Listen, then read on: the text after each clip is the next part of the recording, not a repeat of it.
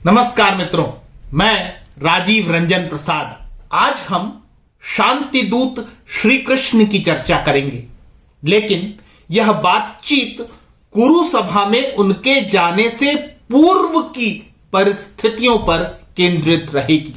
मैं श्री कृष्ण को केवल भगवत्ता प्राप्त महापुरुष ही नहीं मानता, वे ऐसी महान विचारधारा हैं जिसके केंद्र में प्राणी मात्र का कल्याण समाविष्ट है। यह देश हिंसा और अहिंसा की बहसों में सर्वथा उलझता रहता है।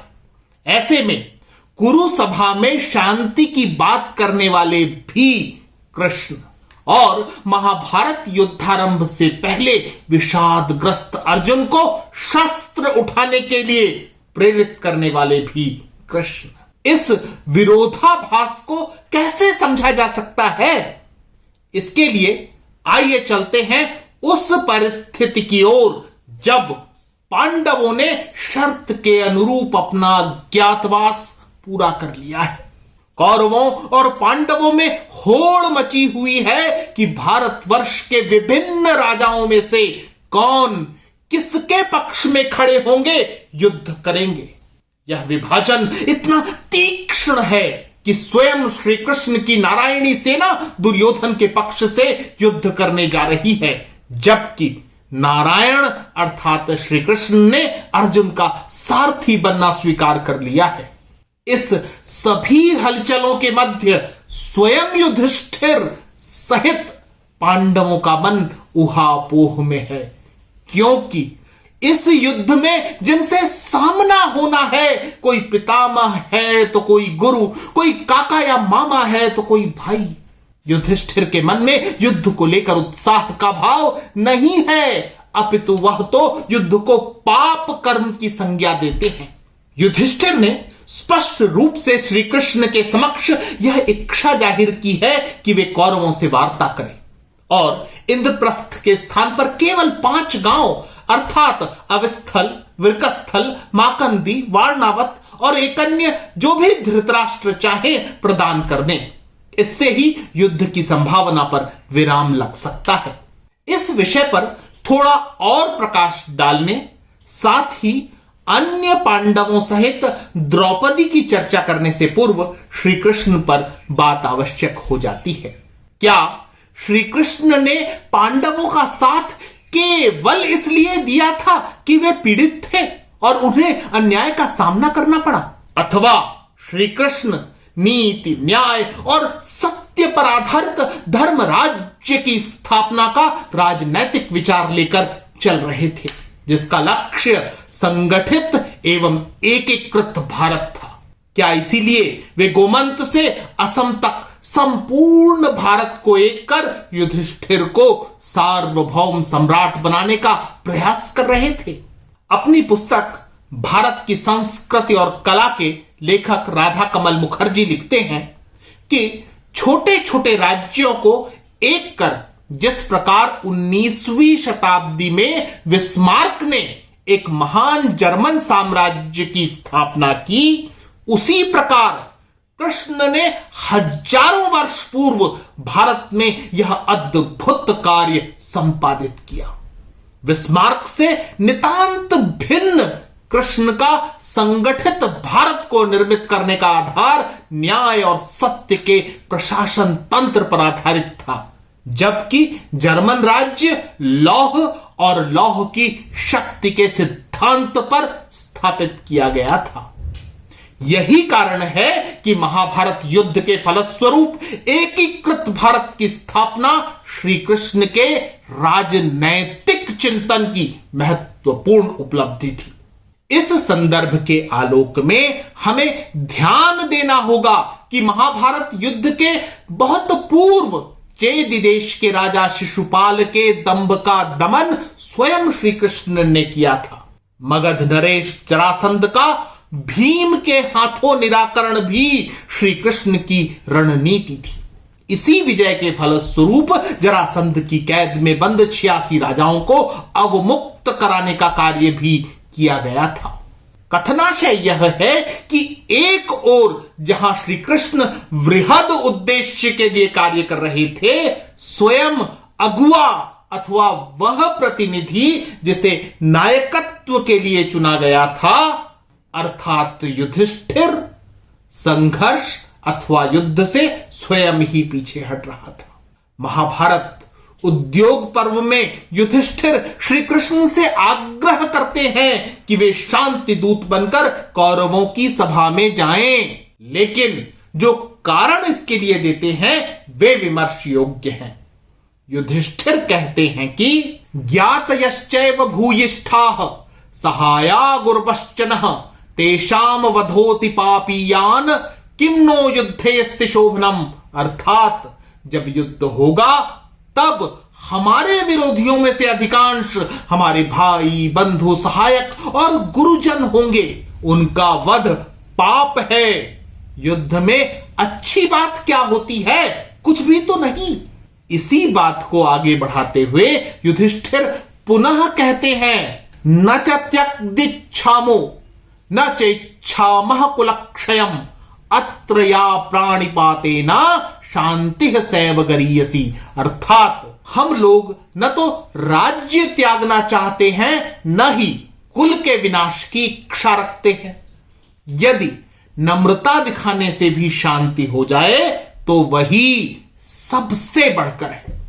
महत्व की बात यह कि ये बातें उस युधिष्ठिर द्वारा कही जा रही हैं जिसने परिजनों सहित वनवास, अज्ञातवास सहन किया है। युद्ध न हो इसके लिए वे अपनी पत्नी द्रौपदी का अपमान जैसा विष भी घटक जाना चाहते हैं। यही नहीं, अप्रतिम इंद्रप्रस्थ के स्थान पर केवल 5 गांव की मांग रख रहे हैं। सम्राट के स्थान पर साधारण राजा हो जाना चाहते हैं। यहां यदि युधिष्ठिर का मनोविज्ञान देखें तो समझौतावादिता दिखाई पड़ती है। वो चर्चित गीत है ना कि जो मिल गया उसी को मुकद्दर समझ लिया, जो खो गया मैं उसको भुलाता चला गया।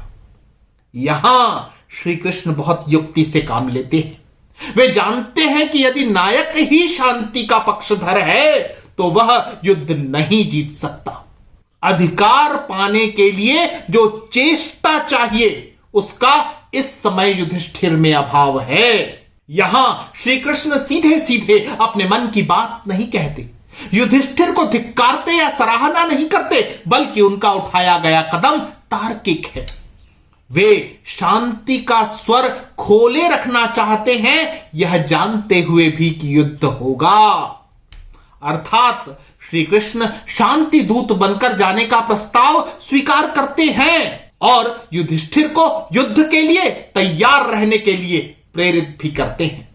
वे कहते हैं कि न जातु गमनम पार्थ भवेत तत्र निरर्थकम अर्थ प्राप्ति है कदाचिता स्यादंततो वाप्य वाचता, अर्थात हे कुंती नंदन, मेरा हस्तिनापुर जाना कदापि निरर्थक नहीं होगा। संभव है वहां अपने अभीष्ट अर्थ की सिद्धि हो जाए, अर्थात शांति का प्रस्ताव स्वीकार कर लिया जाए। यदि प्रस्ताव अस्वीकार भी किया गया तो भी हम लोक निंदा से तो बच ही जाएंगे। इस स्वीकारोक्ति के तुरंत बाद श्री कृष्ण जितने तर्क युधिष्ठिर ने युद्ध न करने के पक्ष में दिए उतने ही युद्ध करने के पक्ष में देते हुए उन्हें उत्साहित करते हुए वाद विवाद को उस मोड़ पर ले आते हैं जहां युधिष्ठिर सहमत हैं कि यदि युद्ध ही एकमेव विकल्प है तो वही सही। युद्ध की इस घड़ी में अर्जुन और भीम के विचारों को भी जान लेना उचित है। शांति दूत बने श्री कृष्ण से भीम ने जो कहा उसकी अपेक्षा किसी को नहीं थी। इस समय भीमसेन के विचार आश्चर्यजनक रूप से युद्ध के विमुख हैं। वे शांति दूत श्री कृष्ण से याचना करते हैं कि वाच्यः पितामहो वृद्धो ये च कृष्ण सभासदः भ्रातृणामस्तु सौभात्रम धृतराष्ट्रः प्रशाम्यताम, अर्थात हे कृष्ण आप वहां बूढ़े पितामह भीष्म तथा अन्य सभासदों से शांति प्रतिस्थापना के लिए ही कहें, जिससे सभी भाइयों में सौहार्द बना रहे और दुर्योधन भी शांत हो जाए। इतना ही नहीं, भीम आगे जोड़ते हैं कि अहमे तद ब्रवीग्येवं राजा चैव प्रशंसति अर्जुनो नैव युद्धार्थी भूयसी ही दयार्जुने। अर्थात भीम कहते हैं कि मैं युद्ध नहीं अपितु शांति की स्थापना का इच्छुक हूं। राजा युधिष्ठिर भी शांति की ही प्रशंसा करते हैं और अर्जुन भी युद्ध के इच्छुक नहीं है, संभवतः इसलिए क्योंकि अर्जुन में बहुत अधिक दया भरी हुई है। एक और जहां युधिष्ठिर की युद्ध विमुखता पर श्री कृष्ण का उत्तर कूटनैतिक है, लेकिन भीम को तो वे सीधे सीधे फटकार देते हैं और कहते हैं इदम में महादाश्चर्य पर्वतस्येव समर्पणम यदि दृश्यम प्रभाषेत था भीमसेना समम वचः। भीमसेन, तुम जो बात कह रहे हो वह तुम्हारे योग्य कदाचित नहीं है।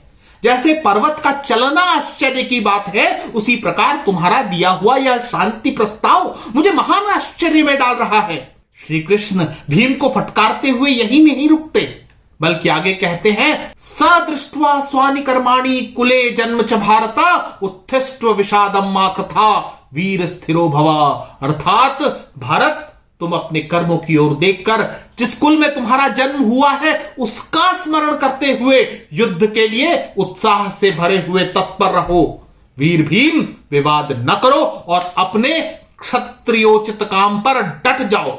श्री कृष्ण की इस डांट का असर पड़ता है और भीम को स्पष्टीकरण देना पड़ता है कि न मे सीदंति मज्जानो न ममो द्वेपते मनः सर्वलोकाभिक्रुद्धान भयम विद्यते मम किंतु सौहार्द में चैतत कृपया मधुसूदना सर्वोस्थितिक्षे सक्लेशान मास्म नो भरता नशन। अर्थात भीम कहते हैं कि हे श्री कृष्ण, मेरी मज्जा शिथिल नहीं हो रही है और न मेरा हृदय ही कांप रहा है। हे मधुसूदन, यदि समस्त संसार अत्यधिक कुपित होकर भी मुझ पर आक्रमण कर दे तो भी उससे मुझे कोई भय नहीं है, किंतु मैंने जो शांति का प्रस्ताव दिया है वह मेरी कायरता नहीं सौहार्द है। मैं दयावश सारे क्लेश को सह लेने के लिए तैयार हूं और चाहता हूं कि हमारे कारण भारतवंशियों का नाश न हो। एक और जहां कुंती के तीनों पुत्र शांति के प्रवर्तक थे, वहीं माद्रीपुत्र नकुल और सहदेव के विचार युद्ध को लेकर भिन्न प्रतीत होते हैं। सहदेव शांति दूत श्री कृष्ण से कहते हैं यदि तत्कथितम राज्ञा धर्म एष सनातनः यथा च युद्धमेव स्यात् तथा कार्यमरिंदम। अर्थात सहदेव बोले कि हे शत्रु दमन श्री कृष्ण, महाराज युधिष्ठिर ने जो कुछ यहां कहा वह सनातन धर्म है, परंतु मेरा कथन यह है कि आपको ऐसा प्रयत्न करना चाहिए जिससे कि यह युद्ध होकर ही रहे। सहदेव आगे कहते हैं यदि प्रश्नमिच्छेयुः कुरव पांडवैः सह तथापि युद्धम दर्शाह योजयेत्था सहैव देह। अर्थात यदि कौरव पांडवों के साथ संधि करना चाहें तो भी आप उनके साथ युद्ध की ही योजना बनाइएगा। यहां स्पष्ट है कि पांचों भाइयों में शांति और युद्ध को लेकर एक मत नहीं है। कुछ शांति के पक्षधर हैं, कुछ निर्णय नहीं ले सके हैं कि शांति भली है या युद्ध, जबकि कुछ का मत स्पष्ट है कि युद्ध ही होना चाहिए। यदि युद्ध के लिए शांति का मार्ग बंद करना पड़े तो भी सही है। सभी का मत जानकर और उनके तर्कों का समर्थन व प्रतिकार करने के बाद श्री कृष्ण कहते हैं धार्तराष्ट्राः काल पक्का न वेरुद दृढ़वंती में वचः शेषयन्ते निहता भूमो स्व श्रृंगालादनीकृताः। अर्थात श्री कृष्ण कहते हैं कि शांति का विकल्प दिया जाना चाहिए, लेकिन कौरव इस प्रस्ताव को संभवतः न माने।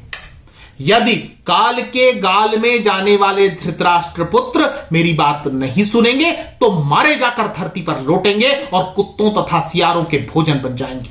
शांति दूत श्री कृष्ण हस्तिनापुर जाने के लिए उद्यत हैं, मनोमंथन कर रहे हैं, तभी उनके समक्ष सबसे बड़ा प्रश्न आकर खड़ा हो जाता है, वह है स्वयं द्रौपदी। कृष्णा अपने खुले केश श्री कृष्ण के सम्मुख रख देती हैं और कठोर शब्दों में कहती हैं कि यदि उनके पति युद्ध नहीं चाहते तो वह अपने पुत्र पुत्रों को युद्ध भूमि में भेज देगी, किंतु अपने अपमान को चुपचाप सहना उसकी नियति नहीं हो सकती। श्री कृष्ण जानते हैं कि कृष्णा को शांति की शिक्षा शांत नहीं कर सकती है। अपमान तो उसने सहा है, तो उसे अपने निष्कर्ष चाहिए। यहां वे मित्रवत हो जाते हैं और बिना लाग लपेट के बता देते हैं कि शांति का प्रस्ताव वस्तुतः एक कूटनीति ही है। वे द्रौपदी से कहते हैं, सत्यम ते प्रतिजानामि कृष्णे वाप्पो निगृह्यताम हत मित्राश्रिया युक्तान चिराद द्रक्षसे पतिना। अर्थात कृष्णे, अपने आंसुओं को रोको। मैं तुमसे सच्ची प्रतिज्ञा करके कहता हूं कि तुम शीघ्र ही देखोगे कि सारे शत्रु मार डाले गए और तुम्हारे पति राज्य लक्ष्मी से संपन्न है। शांति दूत श्री कृष्ण की हस्तिनापुर में भूमिका पर बहुत बात हुई है। अपने कार्यक्रमों में हम उस पर सविस्तार बात करेंगे। मुझे महाभारत का यह प्रसंग भी उतना ही महत्वपूर्ण लगता है, चूंकि युद्ध और शांति के अनेक तर्कों का यह सटीक उत्तर है। यह प्रसंग युद्ध का मनोविज्ञान भी है और शांति का भी।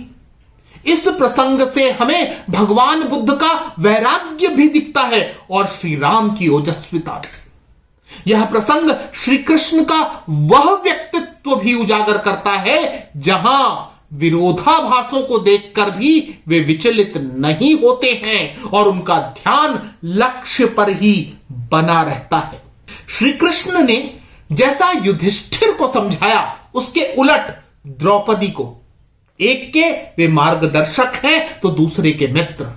कितनी रोचकता, मनोरमता और सूक्ष्मता लिए हुए है यह प्रसंग। इसे गहरे समझने का यत्न करके तो देखिए। मित्रों, आज इतना ही। फिर मिलता हूं ऐसे ही किसी ऐतिहासिक संदर्भ के साथ। अगर आपको मेरा यह चैनल पसंद आ रहा है तो कृपया इसे सब्सक्राइब करें। आप इस प्रस्तुति को लाइक या शेयर भी कर सकते हैं। नमस्कार।